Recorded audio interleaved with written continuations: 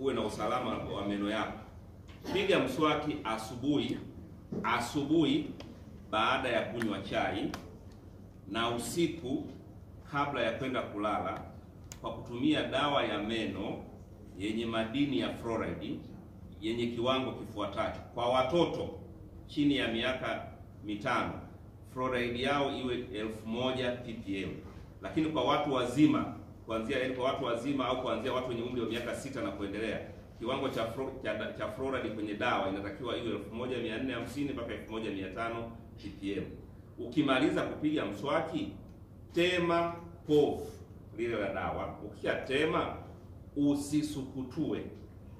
Wewe nawa tu mdomo kwa nje kuondoa ile mapovu, lakini mdomoni kwa sababu umeshatema usisukutue, ili uweze ile dawa ile fluoride iweze kuzunguka ndani ya kinywa chako kwa masaa 12.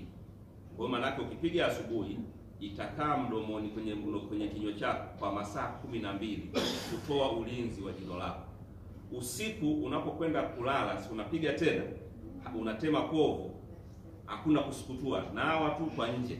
Ukienda kulala masaa 12 yale ya kulala mpaka unapoamka asubuhi, kinywa chako kinakuwa na ulinzi wa ile dawa. Kwa hiyo bakteria au wadudu watashindwa kulishambulia jino lako. Kwa asubuhi unapoamka, si umelala umepiga mswaki wapendwa?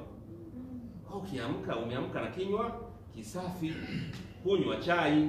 Ukishakunywa chai yako, ukishamaliza kunywa chai, kinywa sio kisafi tena, kina uchafu, mabaki ya chapati, sio mikate, nini umekula imebaki. Ndio upiga mswaki, endelea na maisha. Sio nilipata jamani.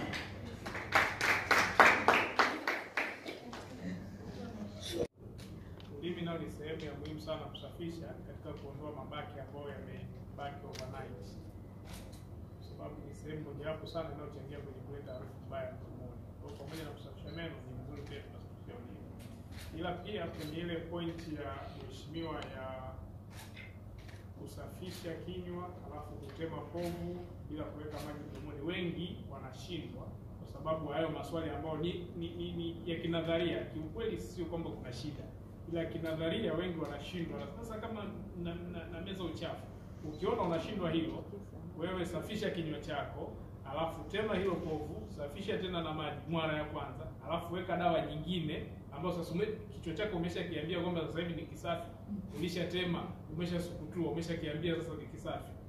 Weka dawa nyingine, piga mdomoni, tema povu, usiweke maji. Hapo vipi? Si utakuwa unajiamini kwamba uko bora hiyo.